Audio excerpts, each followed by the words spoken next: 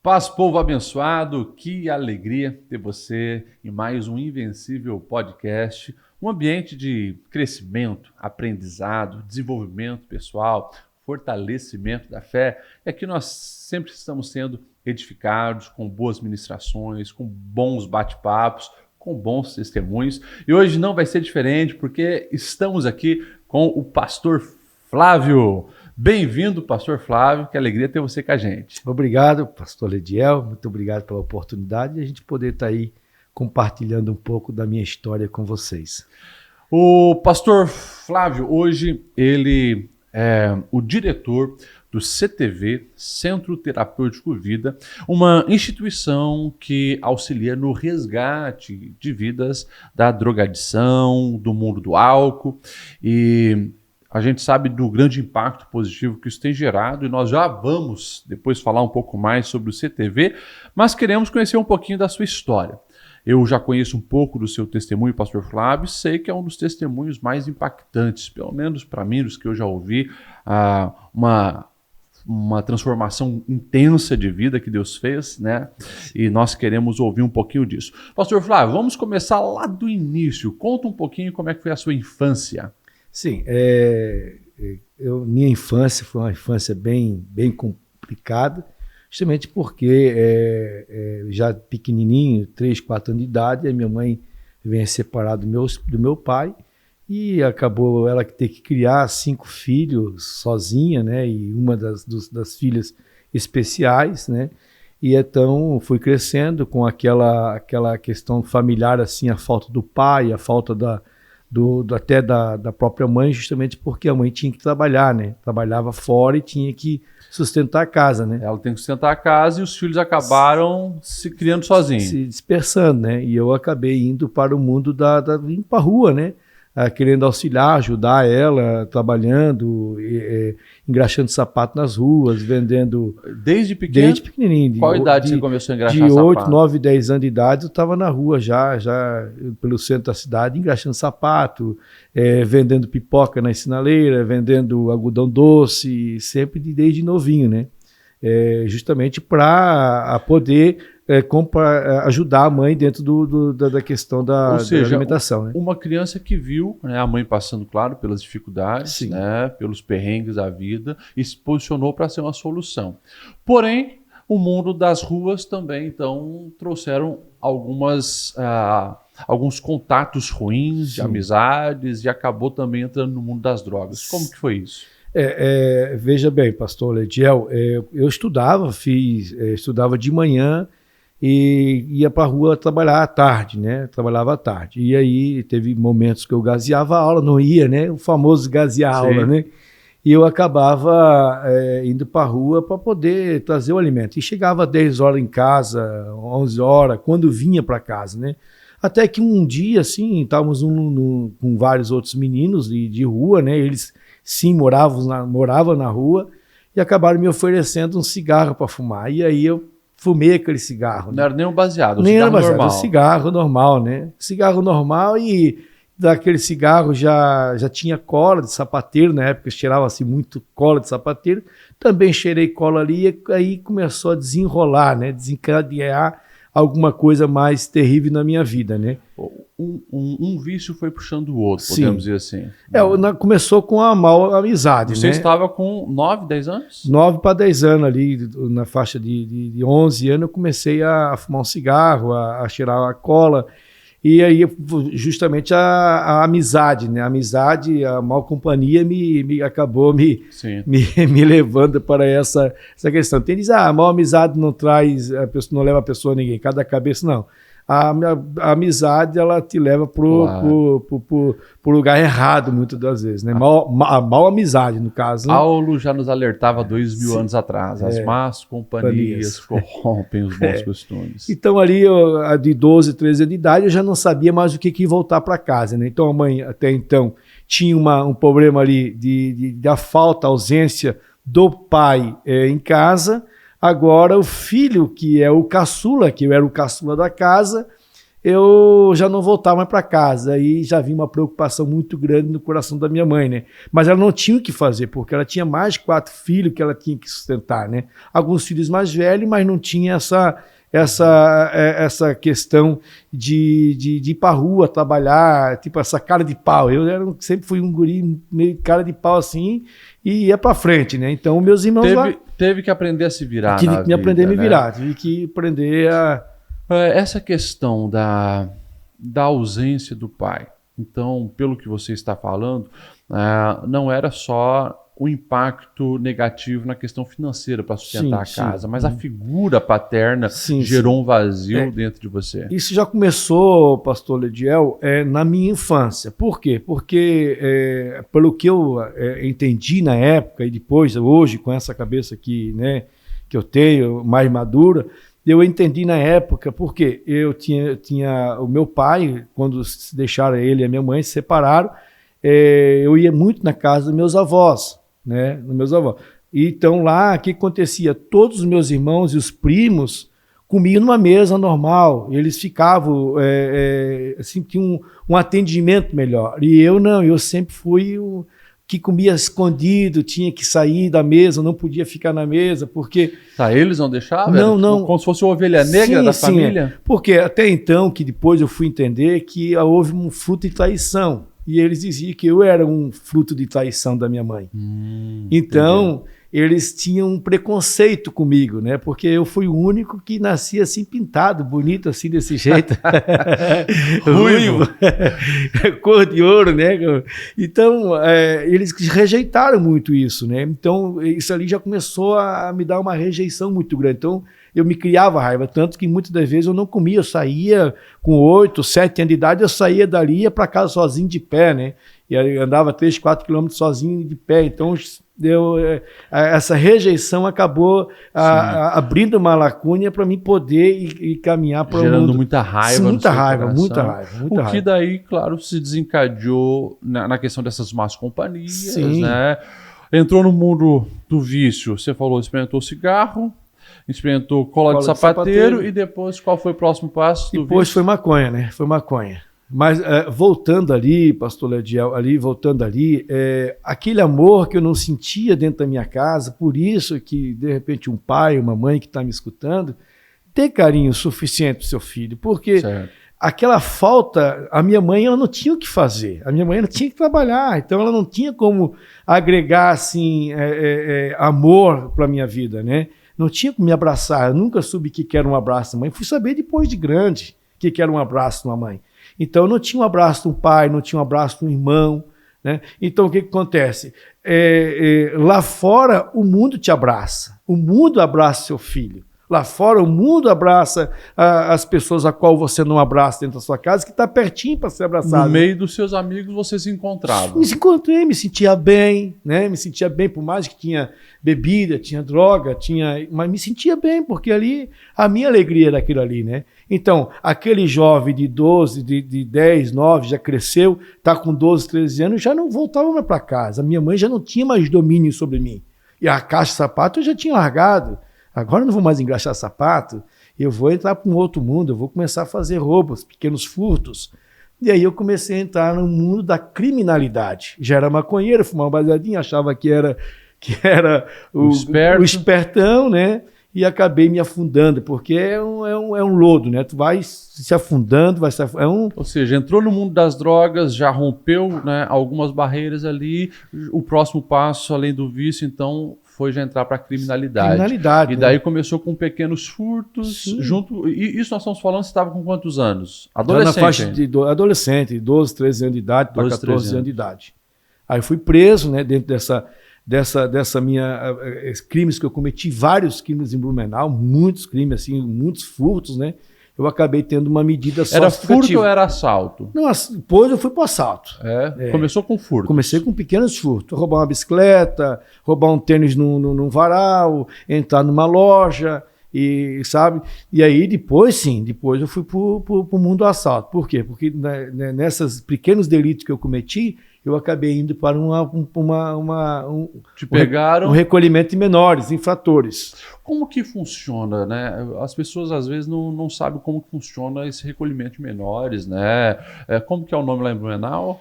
Na época que eu fui... O pessoal chamava de FEBEM, lá em São Paulo. Sim, não, aqui em Blumenau, na época atrás, era RPM, Recolhimento de Menores Infratores. Olha aí. Depois virou CIP, Centro de Internação Provisório. Então, tu ia lá, ficava dentro desse centro de internação provisório, ficava no período até 45 dias.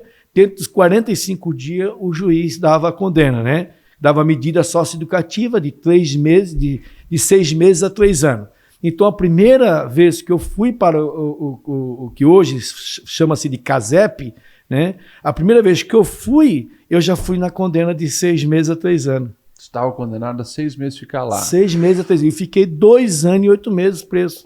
E é uma cadeia provisória. Não pode sair. Não pode. A questão dos outros meninos estão lá também. Vieram de uma criminalidade. É grade, é cadeia, é prisão, é regime. E também, dependendo o local, o tratamento também já como é bandido. É Sim. um tratamento severo mesmo. O que acontece, pastor? Quando eu entrei no mundo ali dos pequenos furtos, que eu acabei sendo condenado de 6 meses a 3 anos, que chama-se medida de socioeducativa, ou pode ser que seja outra palavra técnica, que eu também não sei citar. Porém, quando eu fui transferido de Blumenau à capital, que daí chama-se FEBEM, FUCABEM, no caso, né, que é a mesma FEBEM, ali foi a minha escola. Ali foi a escola, aprendizagem. Porque na época o evangelho não se entrava dentro dessa FUCABEM. Então era a escola do crime. Era a escola do crime. Tanto que quando eu saí de lá, eu já saí criminoso. Já não trabalhava mais com pequenos furtos. Já era assalto mão armada. Olha só. Por quê? Porque tu entra dentro de um mundo assim diferenciado, né? Tu aprende muita coisa, onde o evangelho não pode ser pregado. Hoje eu não sei como é que tá. Quem sabe tem muitos que estão pregando o evangelho dentro de uma FUCABEM, mas na minha época eu não podia pregar o evangelho ali. Então, o que pregava-se? Criminalidade. E aí tu vira o quê? Vira um criminoso. Então, tu saiu de lá e daí começou, então, nesses crimes mais graves, assalto a mão armada. Sim. E a questão da drogadição também sempre acompanhando tudo isso. Daí você experimentou drogas mais pesadas. Sim. Cocaína, crack. Na década ali que eu comecei a usar o crack, foi uma das piores décadas, que foi ali, os piores momentos, né? Sim. Que foi o crack, né? O crack mesmo, né? Hoje a droga totalmente contaminada, né? Dos crimes que você daí veio cometendo, você voltou a ser preso? Voltei a ser preso de novo. Daí agora já adulto? Adulto. Já era maior de idade? Não. Na questão de menor ainda. Né? Eu fui preso novamente de novo, né? Aí quando o juiz determinou que me viu na minha frente lá, disse que ele me chamava de Ferrugem, né? O apelido Ferrugem, não sei porquê, né, pastor?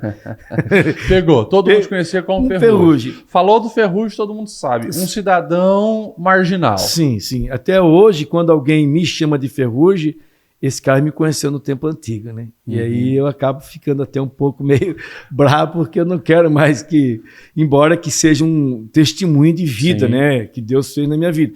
Porém, quando eu fui preso novamente, eu fui preso com assalto, e assalto grande, né? Eu era viciado no crack, viciado na cocaína, eu todos os dias fumava, todos os dias cheirava cocaína, todos os dias eu estava na pista roubando, como diz a malandragem, todo dia estava caindo na pista para roubar, até que teve um momento que eu fui preso de novo. E aí o juiz não via a hora de me livrar da cidade, porque eu dentro do sistema prisional de menor na época, para eles era prejuízo, porque eu fazia da cadeia um inferno. Eu conseguia fazer os próprios outros presos virar capeta igual eu. Né? Tanto que tinha um amigo meu, chamava Diabinho, né? Que ele fez muita coisa terrível na nossa cidade. E ele era um dos meus amigos. E quando nós estávamos presos, ele não deixava nós presos juntos, porque sabia que a cadeia ia virar um inferno. Né? Fizemos rebelião, botamos fogo, sacamos arma de polícia. Então, o senhor tem noção do grande livramento que Deus me deu, né? Ou seja, você estava atolado mesmo na criminalidade e no vício. Sim, né? sim. É claro que quando se se faz uma rebelião, também tem as consequências, Sim, né? muito. Ou seja, a própria polícia, né, tem daí você já como uma figura marcada, é uma carta marcada, né? Sim, pastor. Até depois de eu ter casado com a minha esposa, né? Depois me converti, casei, teve polícia que até uns 3 meses depois que eu me converti e casei ali e tal, 1 ano assim, o policial me ameaçava ainda, eu não consegui te matar, mas ainda vou te matar, né? Olha só. Então, tanto que eu criei raiva, né? Eu bati de frente com eles, né? Porque eu era de menor e de menor faz o que quer, na época fazia o que quer e não dava consequência nenhuma, dava uma medida socioeducativa, vai lá pintar um murinho, vai lá limpar uma creche, alguma coisa assim, então tu não dava bola para algumas questões, né? Essa vida de vício, de perversidade, de criminalidade, foi até quando? Você estava com quantos anos? Pastor, aqui vem algo assim que eu digo que foi um dos milagres que Deus realizou na minha vida, né? Que eu saí depois da prisão, né? Eu tinha praticamente o juiz tinha me condenado novamente, mas eu pedi uma chance para ele, porque dentro da prisão, pastor, eu tinha feito uma oração. Depois de ter visto uma cena que eu vi que mexeu muito comigo, no dia do meu julgamento lá, a minha mãe não tinha aparecido lá. E depois de ter sido julgado e até condenado ali e tal, ela apareceu e eu estava com marca-passo na perna. Tu vê que era tão terrível a minha vida que de menor nem algema podia colocar. Eles colocavam algema em mim e colocavam marca-passo, aquela corrente nos pés. E a minha mãe nunca tinha me visto dessa forma, como ela tinha me visto. E daí, quando eu vi que ela não chegou, passei pela audiência, e aí, de repente, ela apareceu na porta da audiência, e ela me viu algemado, com 2 policiais do meu lado, ali mexeu na minha estrutura, ali mexeu no meu coração, ali me arrebentou no meio, porque ela olhou para o céu e disse, Deus, eu tenho orado há 9 anos pelo meu filho, e eu não tenho visto o Senhor agir na vida dele. Eu não aceito meu filho ser tratado e amarrado como um animal. Eu não aceito, eu determino a salvação da vida do meu filho agora. E aquilo ali foi como uma flecha no teu coração. Meu coração arrebentou eu no meio, parecia que alguém balançou a minha alma ali, me despertou e tal. E aí eu cheguei na prisão e disse para uma senhora que tinha lá, que cuidava lá da cozinha, disse, Dona Silene, a senhora acredita que pode acontecer um milagre na minha vida? Ela disse, olha, eu já vi muitos milagres. Se Deus fazer isso na tua vida, até eu me converto. Ela disse dessa forma, né? E aí, pastor, o que aconteceu? Eu fui para o meu quarto. Eu estava de castigo, fui para o meu quarto, fiquei 2 dias lá, sem comer, sem beber. Eu queria a morte, né? Eu preferia morrer e ir lembrando a cena da minha mãe. Sim. E naquele momento, assim, passou-se uns 10 dias depois, a cadeia gritou. A cadeia, quando grita, é quando o agente lá da prisão berra o teu nome, Flávio, está sendo liberado, aí tu tem que arrumar tua roupa para ser liberado. E eu não acreditei naquilo. Eu disse, não, eles estão armando alguma coisa para me levar amarrado de volta para Florianópolis, porque era a prisão aqui em Florianópolis, São José, no Barreiros. E aí, meu amigo, eu falei, eu vou me jogar no pé desse policial e eu vou fazer ele me matar. Desse jeito eu pensei. Mas quando eu vi a minha mãezinha na porta da cadeia. Vamos, meu filho, vamos para casa. E naquele momento ali eu olhei por lado, não acreditei que era ali já tinha acontecido um milagre, porque o juiz tinha me determinado a minha condena, né, de mais 6 meses a 3 anos. Né, eu já tinha puxado 2 anos e 8 meses. E fica bem, pastor, não é como alguns dizem, lá é um reformatório, ali vai nada. Vai corrigir? Nada, vai corrigir nada. Só corrige onde o evangelho é pregado, aonde o Espírito Santo entra, sim, a libertação, a cura, a transformação. Ele não tinha como entrar na minha época, eu não entrava. Não sei hoje, quem sabe até tem alguém pregando, que Deus abençoe e use, né? Mas na minha época não existia isso. E aí, pastor, eu saí numa quinta-feira de tarde, ela foi me buscar. Qual era a condenação do juiz? O juiz determinou que eu tinha que ir para um centro de recuperação para me tratar da dependência do crack. Essa era a condenação. Olha então só. O juiz me deu uma oportunidade, porque no dia da audiência eu falei para o juiz, doutor, em vez de o senhor me mandar para lá, para a prisão de volta, para mim sofrer o que eu sofri lá dentro, por que o senhor não me manda para o centro de recuperação? Vocês já me deram uma oportunidade para o centro de recuperação? Eu disse, olha, não, todo mundo pede isso aí, realmente todo mundo pede. Claro. Em vez de ir para a cadeia, vai para o centro de recuperação, né? E aí ele achou que eu estava dando um caô nele, né? E eu não dei um caô nele, eu falei da minha alma, eu falei do meu fundo do meu coração. Porque aquele que está no vício, pastor Lediel, é uma pedra que está clamando por socorro. Sim. Eu, por muitas das vezes, eu chorava por aí afora, nas ruas, passando frio, fome, e dizia, Deus, me socorre, me tira dessa situação. Muitas das vezes eu fiz essa oração. Muitas das vezes. E aí eu tenho um salmo que eu gosto de falar, que Deus me arrancou, né? Com mão forte, de um charco de lodo, de um lamaçal de pecado. Eu estava enterrado, literalmente enterrado no lamaçal de pecado. A polícia, onde passava, eu apanhava. Eu vou contar um negócio, mas não quero que vocês iam aí, tá? Pastor, eu tinha uma surra adiantada. Dá para acreditar, pastor? Como assim uma surra adiantada? Eu tinha uma surra adiantada. Eu fiquei uma semana sem aprontar, sem bagunçar, sem fazer nada de mal para ninguém. E de repente passou uma viatura da polícia. É tu, Ferrugem? Eu disse, eu vou apanhar. Estava com uma namorada do lado ainda. Era do mundão. E aí, de repente, o senhor não acredita, pastor, que eu disse, senhor, polícia, eu não fiz nada, eu estou tranquilo. Faz tempo que eu não roubo mais nada de ninguém. Mas daqui a pouco tu vai roubar, então tu já vai apanhar adiantado. É brincadeira. Tava feia a situação pro teu lado. Tava feio para mim. O juiz deixou, então, você ir ser internado, então, no centro de recuperação? Centro de recuperação. Só que, pastor, não tinha vaga na época nesse centro de recuperação. E aí eu tinha que toda semana ir no juiz dizer que eu estava limpo.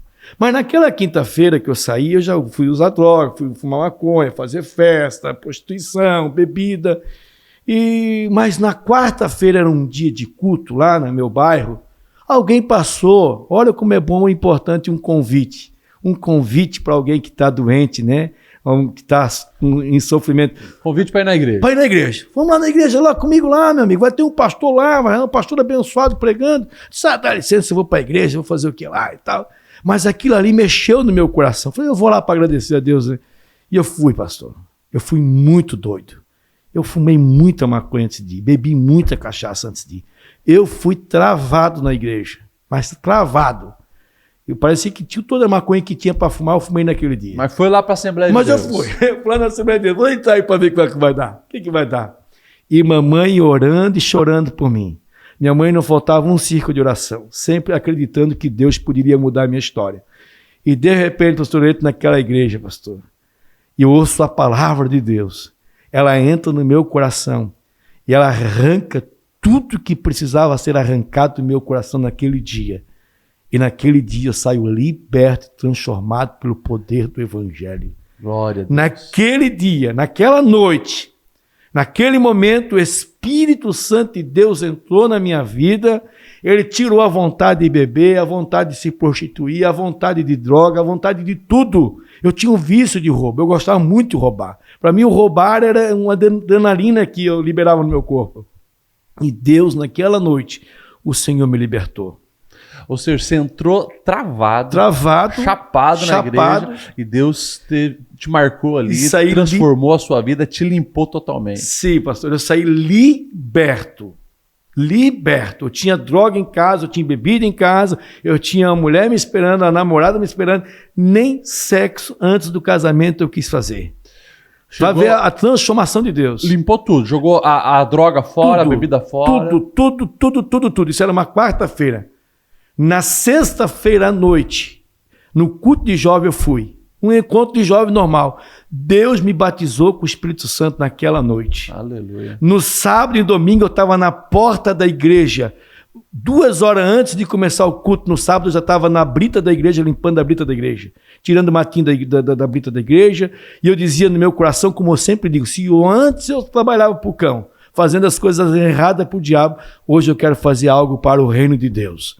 E eu comecei a trabalhar, pastor, e sempre servindo ao Senhor na porta, sempre fazendo alguma coisa em prol do reino. Que mudança radical, né? E você estava com que idade quando isso aconteceu, a tua conversão? A minha conversão foi com 17 anos para 18 anos. Faltou 2 mesinhos para 18 anos. Olha só. Antes, então, de entrar na fase adulta, toda a vida de criminalidade foi transformada. Uma coisa que você pontuou, a oração da tua mãe. Essa mulher, então, já estava há algum tempo orando por você e clamando pela sua vida. Algumas vezes, pastor, eu chegava de madrugada, doido de droga, e eu tinha muita agilidade de entrar em algum lugar. Por exemplo, eu entrava dentro de uma casa com gente dormindo dentro de casa e ninguém me via. Então eu tinha um pé leve para entrar em qualquer lugar. Então eu pegava minha mãe de joelho, ela não via que eu estava ali, e eu pegava ela de joelho e clamava ao céu: Deus, cadê meu filho? Traz ele com vida. Olha e aquela só. mulher não dormia. Há 25 anos atrás, ela, pastora, era uma senhora de idade que parecia que tinha 100 anos. Hoje, ela está mais nova do que 25 anos atrás. Olha, tanto sofrimento que eu trouxe para essa mulher. Mas ela nunca desistiu de orar. Ela sempre na oração, sempre no ciclo de oração, sempre falando com Deus, dizendo: Deus, eu creio que o Senhor pode mudar a história do meu filho. Pastor Flávio, o que você hoje deixa de recado para uma mãe que tem os filhos no mundo, principalmente dos vícios, né? Qual é o conselho que você daria? Irmã, pastor, eu sempre gosto de dizer isso, né? Não desista do seu filho, até que tu veja o milagre de Deus na vida dele. Porque a oração de uma mãe, o poder da oração de uma mãe, pastor, não existe, pastor. Quantas mães que eu tenho visto por aí afora, hoje eu trabalho na questão da dependência química, e eu vejo mães se alegrando porque não acreditava mais no filho. Eu disse: não, você tem que acreditar nele. Vai para oração, jejua, faz campanha de oração, faz campanha de noite de vitória, noite de esperança, faz campanha. Não desiste de abençoar o teu filho, de acreditar que Deus pode mudar a vida dele. E Deus tem o poder para mudar, porque ele mudou. A minha mãe, ela chorava de tristeza, hoje ela chora de alegria. É verdade. Porque ela hoje tem... Eu fui já pastor da minha mãe, pastor. Já fui pastor da minha mãe.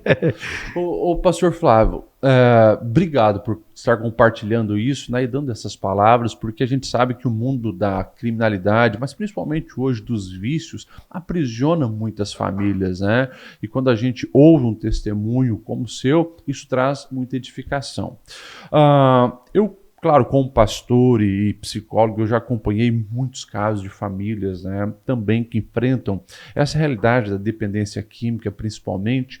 E um fator que sempre está presente é a questão das recaídas, né?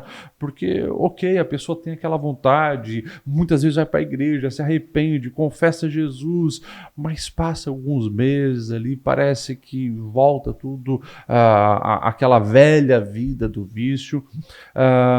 No seu caso, teve recaída, não teve? Como que foi esse processo? Pastor, Deus é tão bom comigo, pastor, porque, claro, eu sempre tenho uma vigilância constante na minha vida, né? Eu dizer para vocês, não vem às vezes um lapso de uma vontade, eu vou estar mentindo, porque às vezes, tu sabe, eu já cheguei a sonhar que eu estava usando droga, né? Uhum. Isso há muito tempo que eu não uso, né? Mas a questão da recaída, eu nunca tive problema com recaída. Por quê? Um dos fatores é que eu não boto meus pés em lugares que eu não acho que é seguro. Certo. Tem lugares que até hoje eu não boto meu pé. Você fugiu da aparência do mal totalmente. Fugiu da aparência do mal. Para os meus amigos ali da época, se eu estou sozinho, para eles eu sempre estou com pressa. Se eu estou com alguém, até posso parar. Evangelizei, ganhei muitas pessoas para Jesus, meus amigos, ganhei muita gente para Jesus. Porém, tem hora que eu tenho que ter o discernimento do espírito, entender que não é meu momento de parar. E eu sempre estou com pressa. Sempre estou com pressa. É um dos escapes que eu tenho. Estratégia para mim não ter recaída. Olha só, isso é interessante, porque, queira ou não, a pessoa que quer vencer isso, ela tem que buscar um outro mundo. São outros ambientes, outras amizades, outros propósitos de vida, tem que mudar totalmente todas as coisas. E, por exemplo, a minha esposa, né, quando eu me converti ao evangelho, 3 meses depois, eu olhei a Tatiane chegando na igreja, filha do porteiro, eu olhei, meu Jesus amado, que morena bonita. E eu orei por ela, né? Falei, Jesus, você pode cegá-la um pouquinho aí e fazer dela minha esposa, né? E Deus me deu uma esposa maravilhosa, uma esposa que é uma bênção de Deus. E que ela também tem sido assim um fator de eu não recair. Por quê? Porque ela é firme comigo, né? A gente tem algumas questões que a gente faz até hoje, né? para que a gente permaneça firme. Eu sempre aviso para ela, estou em tal lugar, daqui a pouco eu estou chegando, se ela demora de passar um contato, ela já me dá um toquezinho. Isso é importante, não é questão de... Ou seja, nós estamos falando já de quase 30 anos depois da tua libertação. Sim. E você, mesmo assim, continua sempre vigilante. Sempre e por isso não teve recaída. Porque alguns dizem, porque eu caí porque eu me frustrei. Frustração a gente tem praticamente todos os dias, meu amigo. Sempre tem uma frustraçãozinha ali, sempre tem uma desconfiança ali. Se nós olhar para esse fator, então a gente não permanece firme. Mas você fez o teu escape, o Senhor. O Senhor, teu não, refúgio, Deus. Não mais as drogas. Deus. Eu quero ter a presença de Deus na minha vida todos os dias. Né? Eu luto para que a presença de Deus fique todos os dias na minha vida, fugindo da presença do mal, lendo uma palavra, escutando uma boa mensagem, escutando um bom hino, andando com pessoas de Deus. Eu não ando sozinho, é dificilmente eu andar sozinho, eu gosto sempre, há 25 anos eu faço isso. Não que eu não possa ir para lugar sozinho, já fui em vários lugares sozinho. Né? Já viajei, fui motorista de ônibus de turismo, já viajei em muitos lugares, levei pessoas para o bailão, mas eu ficava dentro do ônibus. Eu ia para vez para o bailão, trabalhei tipo numa empresa como a catarinense, eu levava meu ternozinho e minha gravatinha, né? Por sinal, a gente já usava a gravata ali, eu ia pregar nos cultos, nas igrejas, em vez de ficar às vezes na garagem, eu ia nas igrejas, testemunhar, ia sempre com uma carta de recomendação. Então, sempre fiz isso. Soube escolher o caminho certo. Sempre se pegando com as coisas, sempre ocupando a minha mente, pastor. E uma coisa legal, pastor Lediel, uma coisa legal que Deus falou comigo desde o começo, quando me converti. Quando me converti ao Evangelho, Deus falou muito forte comigo, que existia um povo que eu conhecia, e esse povo estava me aguardando.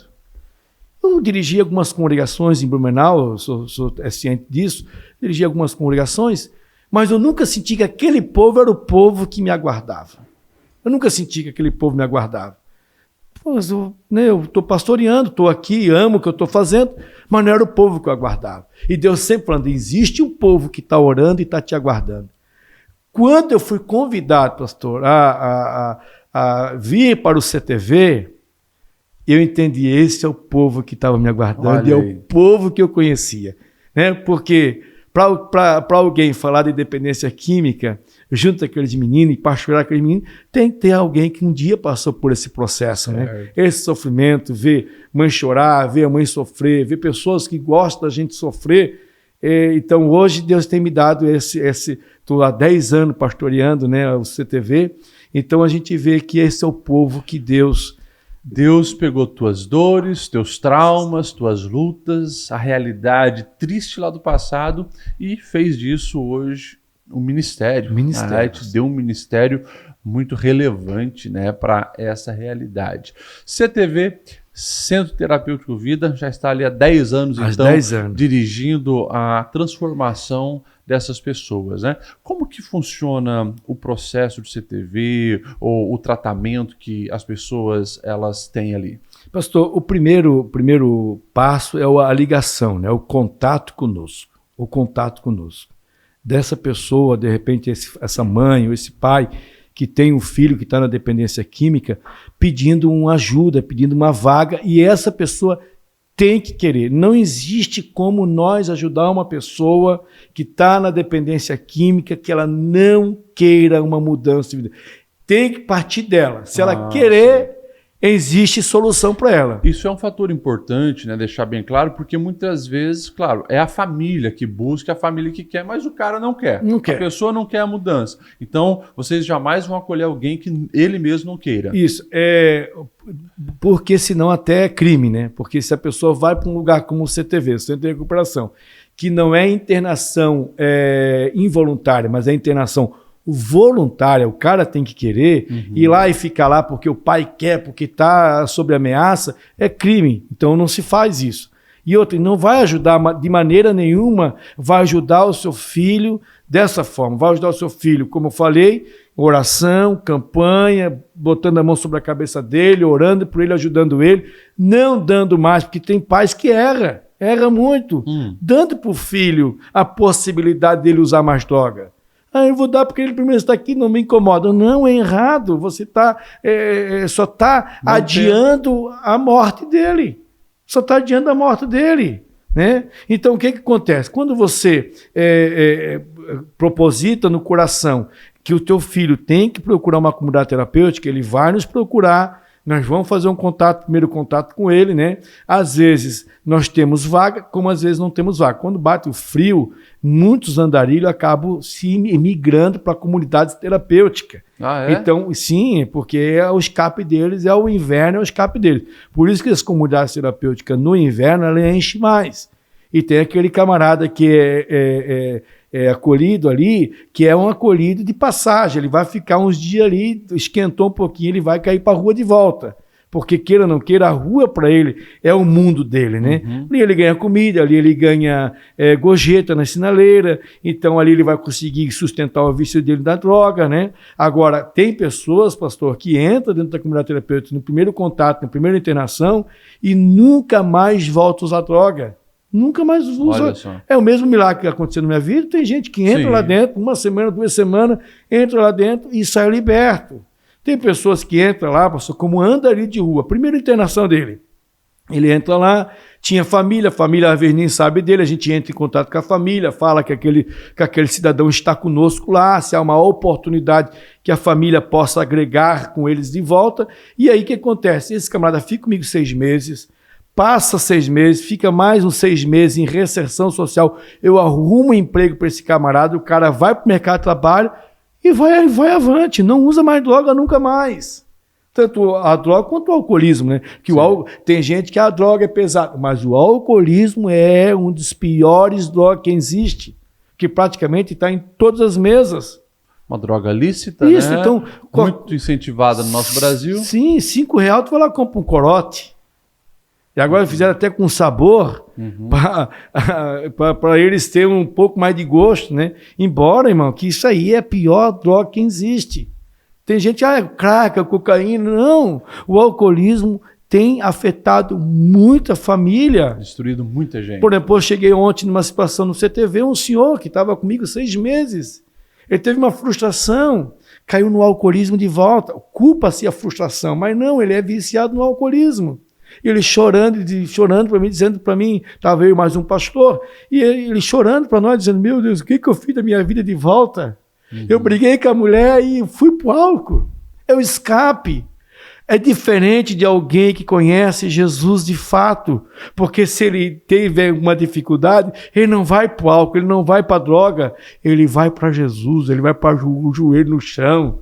É o poder do evangelho. O poder do evangelho. E assim, por mais que tem pessoas, e até, né, eu falo como psicólogo, né, muitas vezes, né, pessoas querem embasar apenas na terapia, apenas nas técnicas humanas, né, nos métodos humanos para solucionar esse problema. Mas na prática o que a gente vê é que o poder do evangelho é de fato aquilo que mais liberta as pessoas e muda as histórias de vida. Não tem nada nesse mundo que seja tão poderoso quanto o evangelho para transformar as vidas e libertar desse mundo dos vícios. Sim, pastor, eu às vezes, né, saindo um pouco ali do CTV, às vezes eu faço isso de vez em quando, né? De vez em quando eu faço isso. Eu não trilho os caminhos que eu trilhei, mas às vezes eu saio com a minha esposa, saio com meu filhinho, com a minha filha, às vezes, e mostro para elas, o pai trilhou por aqui, o pai viveu essa vida que o papai viveu, tal. E às vezes eu me lembro, né? Às vezes eu vejo um latão de lixo azul, pastor, isso é na minha cabeça, né? Sempre eu penso nisso e eu não esqueço isso, que é uma das também escape para mim não voltar, né? Eu lembro de uma vez eu vejo um latão de lixo, eu lembro, quantas das vezes eu tive que revirar aquele latão de lixo para comer uma sobra de comida, porque eu já, por mais criminoso que eu fui, mas eu estava na rua, morador de rua, estava morando debaixo de ponte, né? E olhando assim quantos livramentos que Deus me deu, e eu agradeço a Deus todos os dias, digo para Deus, ia dizer, tem medo de voltar? Eu tenho medo, por isso que me encoraje a permanecer firme, porque eu tenho medo de voltar. Imagina, um camarada que comia num latão de lixo, tem que voltar a comer num latão de lixo, eu posso comer em um restaurante, eu posso comer em casa, uma comidinha quentinha, fresquinha. Então isso me dá força, ter a gratidão a Deus por aquilo que Ele faz na vida da gente todos os dias. E aí passou um ônibus assim, eu disse, o pai um dia trabalhou aí, Eu era morador de rua, veja bem o milagre de Deus na minha vida, pra você entender. Eu era morador de rua, e via nas páginas policiais, e via nas páginas do jornal lá de Blumenau, e agora era motorista do transporte coletivo de Blumenau. Tinha pessoas que paravam na porta do ônibus. Tu é o filho da irmã Renata? Eu disse, sim, sou o filho da irmã Renata. Olha, Deus existe mesmo, hein? Para fazer o que fez na tua vida é só Deus. Que quem vê, né, hoje você, pastor, né, diretor do CTV, um homem abençoado, um homem que também é pastor ali na AD Blue, um pastor auxiliar, bem casado, pai, avô, realmente, né? Quem olha para a realidade hoje, e principalmente quem te conheceu lá atrás, te assusta. Né? Se assusta porque é uma mudança muito radical e não tem outra explicação a não ser o evangelho, né? Uma vez você até me comentou, acho que é importante compartilhar, você se encontrou com um desses juízes, né? Sim, sim, está no meu coração agora de falar, Deus está nesse negócio aqui. E eu ia falar para o senhor, e o maior desejo do meu coração, pastor Lediel, era agradecer o doutor Feliciano, né? Doutor Felício, e me deu a oportunidade que eu precisava. Ele abriu, assim, eu acho que o entendimento, acho que Deus colocou no coração dele, doutor Felício. Eu pedi a oportunidade, disse, doutor Felício, me ajuda, eu preciso para um centro de recuperação. E aí Deus fez a obra na minha vida, entrei, Deus me libertou e tal. E aí eu precisava falar com esse juiz, eu precisava conversar com ele. E eu acabei conversando com esse juiz. E aí ele não conseguiu entender o meu nome. Eu disse, eu não lembro do Flávio, Roberto Silva tal. Ele disse, não sei quem é você. Eu disse, o Ferrugem. Aquele atentado eu conheço. Eu conheci aquele irmão. Como é que ele é? Eu, seu doutor Felício. Eu estou aqui ligando para o senhor para agradecer a Deus pela vida do senhor. Desejo no meu coração que Deus lhe dê saúde, que tu encontre essa paz que eu também tenho hoje no meu coração. Esse juiz ficou chorando, pastor. Chorou, disse, eu acreditava em muita coisa. Assim, não acreditava em muita coisa, mas tu, Ferruges, mudar de vida, eu achei que estava morto já. Eu disse, não. Eu estou bem vivo, eu sou diretor de uma comunidade terapêutica, trabalho com pessoas com problemas relacionados à dependência química. Aquele juiz chorou muito, derramou muitas lágrimas e foi algo muito, muito maravilhoso. Impactante, né? Esse testemunho transformador. Chegando na reta final da nossa conversa, pastor Flávio, vamos falar de conselhos que você daria, iniciando com conselhos que você daria para quem está preso nesse mundo hoje dos vícios, né? Qual palavra você daria para essas pessoas? Pastor, a primeira coisa, alguém que de repente está aí dentro de um quarto, dentro de uma sala, ou algum lugar, usando cocaína, usando crack, ou fumando maconha, bebida, que procura ajuda, procura uma igreja, procura um pastor, abraça, pede uma oportunidade para você conversar com esse pastor e abre o teu coração. A melhor coisa que tem, pastor, que eu entendo, às vezes o senhor sabe que às vezes eu procuro no gabinete, eu quero conversar com o senhor e abro meu coração para o senhor. A melhor coisa é você abrir o teu coração e falar dos seus problemas. Jacó teve a maior vitória da vida dele porque ele abriu o coração. Eu não vou sair daqui enquanto o senhor não me abençoar. Eu não vou sair daqui. Eu vou ficar aqui, eu morro aqui dentro no Val do Jaboque, mas eu não saio enquanto me abençoar. E tu não faz, irmão. Procura ajuda, procura conversar com o pastor, procura uma igreja mais próxima. E eu sempre digo, ai de nós, ai da sociedade, se não tivesse uma igreja perto de casa, uma igreja com as portas abertas. Quantas pessoas entram? Você conhece alguém que entrou na igreja um dia totalmente drogado, alcoólatra, casamento desestruturado, e hoje estão mudados, transformados pelo poder do evangelho. Então você que está no vício das drogas, procura ajuda, procura conversar com alguém e saia, se escapa dessa vida de drogadição, porque tu só tens a perder. Você falando assim, a gente precisa ressaltar a importância da igreja estar de portas abertas, né? Alguns falam contra a igreja, dizendo, porque a igreja é lugar onde só tem os ex-bandido, ex-traficante, ex-prostituta, ex-isso, ex-aquilo. Mas é quem na verdade, abre as portas para ajudar Sim. essas pessoas, são a igreja, né? São os crentes, e é o poder do evangelho que transforma. Mas tem lá ex-empresários que estavam frustrados. Tem empresários, pessoas com casamento estruturado. Ex-depressivo, sim, ex-pornógrafo. Tem ou tudo. Seja, o poder do evangelho transforma a todos, e a igreja que estende a mão para auxiliar e ver realmente a transformação dessas pessoas. É o pronto-socorro da alma, né, pastor? Pastor Flávio, último conselho. O que você daria de conselho para os familiares? Os familiares que muitas vezes tem alguém envolvido, né, no mundo das drogas, está preso ali, e a gente sabe que a família sofre junto, muitas vezes está cansado também com aquela situação. Eu pediria 2 conselhos: o que um familiar não deve fazer e o que um familiar então deve fazer. Sim, o que não deve fazer é tratar essa pessoa com dinheiro, vou te dar isso aqui para você ficar dentro de casa. Não faça isso. Você está fazendo mal para essa pessoa. Porque quando eu falo assim em família, que está na questão de que tem alguém que é dependente químico, essa família é condependente. Ela não usa droga, mas ela está se matando junto com aquela pessoa que está na droga. Você tem que dar alguns recados diretamente. Por exemplo, tem pais que dizem para o filho, se você não mudar de vida, você não tem oportunidade aqui. E dá um tranque. Não pode tratar, irmão. Tudo que o dependente quer é ser tratado com algodão doce. Vem cá, meu filho. Não faça isso. Você está tratando essa pessoa para ser mais viciada ainda. Você tem que procurar ajuda. Se você não se tratar dessa dependência química, se tiver que fazer uma medida protetiva, faça. Porque tem gente que não gosta que eu falo isso. Mas o que mais tem salvado pessoas no CTV...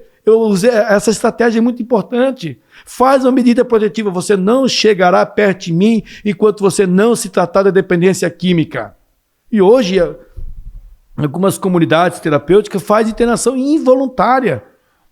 Alguns pais, podemos dizer assim, eles estão tão perdidos diante dessa situação que pensam que a manifestação do amor é sempre ceder à vontade do dependente e acaba sustentando o vício. Ou seja, ama, mas com firmeza, com restrição, com imposição, visando a transformação. Né? É isso que eu digo. E o conselho assim, a mãe, ou o pai, ou a familiar que está passando, ou a esposa que está passando, com essa pessoa, procura ajuda. Não fica para você isso aí. Não fica para você. Procura ajuda. Tem pessoa que esconde. Tem muitos familiares que escondem. Meu filho é dependente, como eu vou esconder? De vergonha? Não. Sai para fora, vai atrás de ajuda, porque você precisa fazer esse cara viver de volta. Você precisa fazer essa moça, esse moço viver de volta. E se você tampar, esconder, você vai matar essa pessoa. Então você está sendo uma pessoa, não está sendo uma pessoa positiva para ele, está sendo uma pessoa negativa. Então procura ajuda, procura pessoas que possam lhe ajudar. Amém.